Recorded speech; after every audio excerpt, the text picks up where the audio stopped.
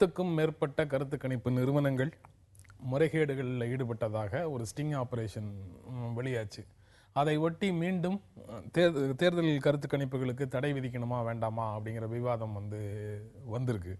தேர்தல் கருத்து கணிப்புகளை தடை செய்வது பற்றி 10 வருஷத்துக்கு முன்னாடியே எங்களுடைய சஜஷன்ஸ் எல்லாத்தையும் அரசிட்ட கொடுத்துட்டோம்.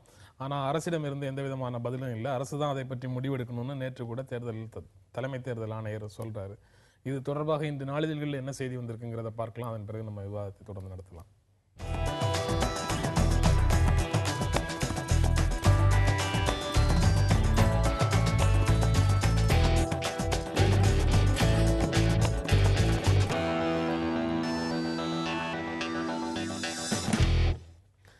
முறைகேடுகளில் ஈடுபட்டிருக்காங்க, அந்த மாதிரி கருத்து கணிப்புகளை தடை செய்யணும் அப்படிங்கிறதுல இருவேறு கருத்து இருக்க முடியாது. முறைகேடுகள் இருக்கிறதுனால அதை தடை செய்யணுங்கிறதுல இருவேறு கருத்து இருக்க முடியாது. ஆனால் முறைகேடுகள் இல்லாமல் நியாயமாகவே அதெல்லாம் நடந்திருந்தா கூட அந்த கருத்து கணிப்புகள் தடை செய்யணுங்கிற மாதிரியான கோரிக்கைகள் கடந்த காலத்திலே இருந்தது. தேர்தல் ஆணையர் சொல்கிற 10 ஆண்டுகளுக்கு முன்னால் அவர் கொடுத்த ப்ரப்போசல் அதை தான் சுட்டி காட்டுது. அதே மாதிரி கருத்து கணிப்புகள் தடை செய்யப்படணும் அப்படின்னு நீங்கள் நினைக்கிறீங்களா? அது ஒட்டுமொத்தமாக இந்த கருத்து கணிப்புகளை தடை செய்யணும் அப்படின்னு. ஏன்னா 1996-98 இந்த இஷ்யூ வரும்போதே பிரச்சனை எங்கே போய் இதில் எங்கே போய் முடிஞ்சது அப்படின்னா, ஆர்டிகல் 19 கிளாஸ் 1 சப் கிளாஸ் ஏ, அது ரைட் டு ஃப்ரீடம் ஆஃப் எக்ஸ்பிரஷனுக்கும் இந்த ஒப்பீனியன் போலுக்கும் இடையில இருக்கக்கூடிய கான்ஃப்ளிக்ட் தான் ஹைலைட் ஆச்சு. அப்போ கூட சுப்ரீம் கோர்ட் எலெக்ஷன் கமிஷனுடைய அந்த தேர்தல் ஆணையத்தினுடைய கைட்லைன்ஸை ஸ்ட்ரைக் டவுன் பண்ணும்போது அவங்க இதை காரணம் காமிச்சுன்னு சொன்னாங்க. ஆர்டிகல் 324 கீழே உங்களுக்கு அதிகாரம் கிடையாது. 19 கிளாஸ் 2க்கு கீழே இந்திய அரசியல் சாசனம் பிரிவு 19(2) கீழே 8 விஷயங்கள் இருக்குது. ரீசனபிள் ரெஸ்ட்ரிக்ஷன்ஸ் இம்போஸ் பண்ணுறதுக்கான கிரவுண்டில் ஃப்ரீ அண்ட் ஃபேர் எலெக்ஷன் இல்லை, அதனால் உங்களுக்கு அந்த அதிகாரம் கிடையாது, இது செல்லாது அப்படின்னு சொல்கிறாங்க. ஆனால் இப்போ அந்த 10 ஆண்டுகளுக்கு முன்னே 1998க்கும் 2014க்கு இடையில நடந்திருக்கக்கூடிய சம்பவங்கள், வளர்ச்சிகள் இதெல்லாம் வச்சு பார்க்கும்போது இப்போ அப்போ நம்ம இந்த பெய்ட் நியூஸ்ன்ற கான்செப்ட் கிடையாது. அதே மாதிரி இந்த மார்க்கெட்டிங்லாம் நமக்கு தெரியாது. அப்போ தெரியாமல் இருந்தது. ரெண்டாவது இப்போ இந்த மார்க்கெட்டிங் ஏஜென்சிஸ்னுடைய வளர்ச்சி, அது மேனுஃபேக்சர்டு எமோஷன்ஸ்னு சொல்கிறோம் இல்லையா, இந்த உணர்ச்சிகளை உருவாக்குவது, எமோஷன்ஸை உருவாக்குதல் அப்படிங்கிறது இப்போ ஒரு ப்ராடக்டை விற்கிறதுக்கு பல நிறுவனங்கள் அதானே செய்கிறாங்க, மல்டிநேஷனல்ஸ் அதானே செய்கிறாங்க. இப்போ நீங்கள் உங்களோட இயற்கையான உங்களோட காம்ப்ளெக்ஸ்னே தவறானது அப்படின்னு உங்களை நம்ப வச்சிட முடியுது. அதற்காக நான் ஒரு ப்ராடக்ட் வித்துற முடியுது. ஸோ ஒப்பீனியன் போல்ஸ் அப்படிங்கிறதுல மக்களை வாக்காளர்களை இன்ஃப்ளூயன்ஸ் பண்ணக்கூடிய கெப்பாசிட்டி அதுக்கு இருக்குங்கிறது மறுக்க முடியாத ஒரு விஷயம். இது அரசியல் கட்சிகள் பயன்படுத்தலாம் அப்படிங்கிறதும் மறுக்க முடியாத விஷயம். இப்போ இந்த 2014 எலெக்ஷன்லேயே நீங்கள் பார்த்தீங்கன்னா FM ரேடியோவிலிருந்து நியூஸ் பேப்பர்ஸ்லேருந்து எல்லாத்துலேயுமே பிரதமர் வேட்பாளர்களாக தங்களை முன்னிறுத்தி கொண்ட தலைவர்கள் எல்லாருமே லிட்டராக ஒரு குக்கர் விளம்பரம் மாதிரி வருது. இப்போ நீங்கள் FM ரேடியோவில் குஜராத் பற்றின ஒரு விளம்பரத்தை நீங்கள் கேட்டிங்கன்னா அது ஏதோ ஒரு குக்கர் விளம்பரத்தை இந்த குக்கர் வாங்குங்க அப்படின்ற லெவலுக்கு அந்த விளம்பரம் இருக்குது. என்னுடைய டே டு டே பிரச்சனை எல்லாமே குஜராத்தில் சரியாயிருது, எங்கள் மோடிஜி எல்லாத்தையும் சரி பண்ணிட்டாரு அப்படின்ற மாதிரி ஒரு விளம்பரம் கொடுக்குறாங்க. ஸோ இப்படியான இந்த மாதிரியான ஒரு சூழல் இருக்கிற காலகட்டத்தில் இதற்கான ஒரு ரெகுலேஷன் கண்டிப்பாக வேணுங்கிறதா என்னுடைய கருத்து. ரெகுலேஷன் வேணும் அப்படின்னு சொல்லி கடைசியில் நிற்குது. ஆனால் முழுவதுமாக தடை செய்ய வேண்டுமா இல்லை ஒழுங்குபடுத்தப்பட வேண்டுமா அப்படிங்கிற கேள்வி நிற்குது கடைசியாக. இல்லை, தடை செய்யப்பட வேண்டும் என்ற கோரிக்கை நியாயமற்றது. நண்பர் கணேச சுப்பிரமணியம் அவர்கள் சொன்ன மாதிரி அரசியலமைப்பு சட்டம் 19வது பிரிவு உங்களுக்கு ஃப்ரீடம் ஆஃப் எக்ஸ்பிரஷன், கருத்து கூறுவதற்கான உரிமையை யாரும் தடுக்க முடியாது. ஜனநாயகத்தில் அது ஜனநாயகத்தினுடைய உயிர் நாடி, அதை நீங்கள் தடுக்கவே முடியாது. ஆனால் பிரச்சனை என்னன்னா, தேர்தல் மட்டுமா எல்லா தளத்திலையுமா என்ற கேள்வி இருக்குது. தேர்தல் மட்டும் இல்லை, எல்லா தளத்திலையும் இந்த ஃப்ரீடம் ஆஃப் எக்ஸ்பிரஷனுங்கிறத மிஸ்யூஸ் பண்ணி அப்யூஸ் பண்ணி இல்லாத பொல்லாதெல்லாம் அவங்க நினைக்கக்கூடிய விஷயங்களை மக்கள் கருத்தாக மேனுஃபேக்சரிங் கன்சென்ட் அவர் சொன்னார்ல, அது உருவாக்குறதுக்கான முயற்சி நடக்குது. அதனால் தேர்தலில் மட்டும் அது தடை விதிச்சு என்ன பிரயோஜனம்? இப்போ அன்றாட நடைமுறையில் 2 விஷயம் சொல்லலாம். நீங்கள் செய்தி சேனல், அரசு செய்தி சேனல் தூரதர்ஷன் கிட்டத்தட்ட இன்னைக்கு ரொம்ப ரெலிகேட்டட் டு பேக்ரவுண்ட் போனதுக்கப்புறம் நீங்கள் எந்த செய்தி எடுத்தாலும் எல்லா செய்திக்கு பின்னாடி அந்த அரசியல் கட்சி, எல்லா டிவி சேனலுடைய அரசியல் கட்சிகளோட செய்தி தான் கிடைக்கிறத தவிர ஒரு ஆப்ஜெக்டிவ் நியூஸ் கிடைக்கலையே. அப்போ நீங்க அன்றாட நடைமுறையிலே அது அரசு நடத்திய செய்தி சேனல் அது கிடைச்சதா?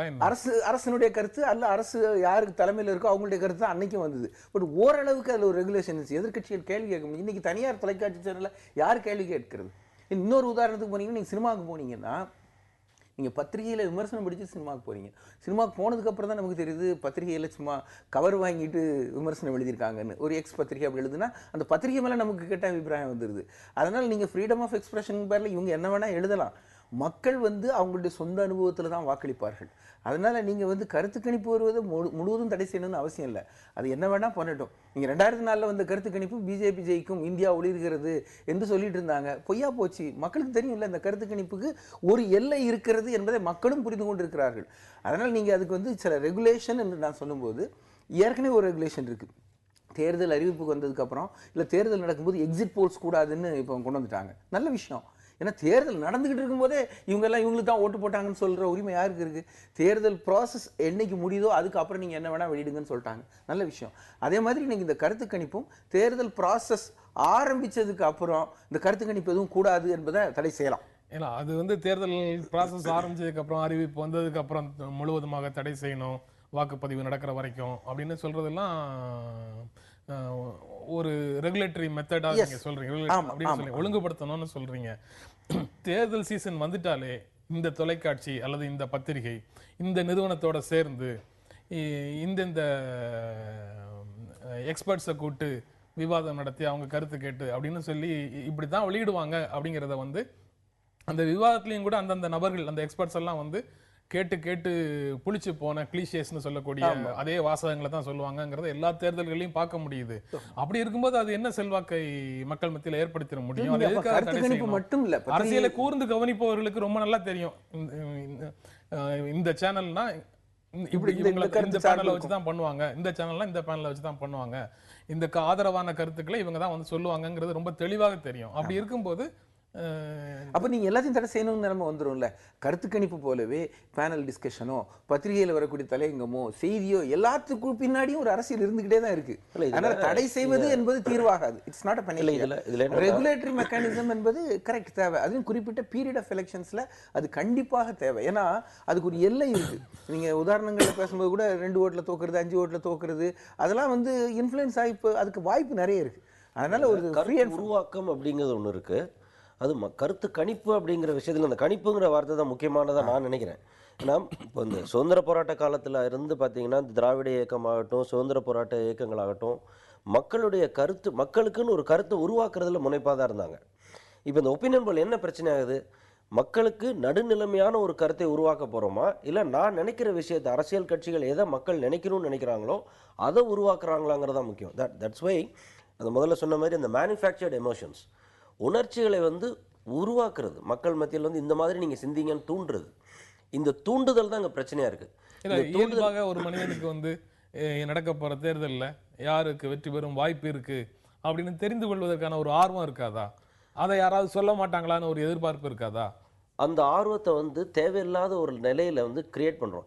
இப்போ ஒப்பீனியன் போல் எலெக்ஷன், இப்போ ஐயா சொன்ன மாதிரி இப்போ நீங்களும் சொன்னீங்க இல்லையா, எலெக்ஷன் போருகிற போது ஒரு ஒப்பீனியன் போல் தடை பண்ணணும், எக்ஸிட் போல் தடை பண்ணணும், ரெகுலேஷன் இருக்குன்னு. இப்போ அப்படி இல்லையே. 1.5 வருஷத்துக்கு முன்னாலே எலெக்ஷன் ஆரம்பிச்சாச்சு. 2014 எலெக்ஷன் கேம்பெயின் எப்போ ஆரம்பிச்சது? 1 வருஷத்துக்கு முன்னாலே ஆரம்பிச்சாச்சு. மோடியா அத்வானியான்ற பிரச்சனையில் ஆரம்பிச்சு, அங்கே நடந்த ஜிம்மிக்ஸில் ஆரம்பிச்சு, ராகுல் காந்தி ஏன் இல்லைன்னு சொல்லி. ஸோ அங்கே ஒப்பீனியன் போல் அப்படிங்கிறது இந்த பர்டிகுலராக இந்த கருத்து உருவாக்கம் அப்படிங்கிறது நான் என்ன அரசியல் கட்சிகள் எப்படி மக்கள் சிந்திக்கணுங்கிறத அவங்க முடிவு பண்ணி வச்சுக்கிட்டு அந்த சிந்தனைகள் கொஞ்சம் கொஞ்சமாக இன்ஜெக்ட் பண்ணுறாங்க. அதுதான் தவறு.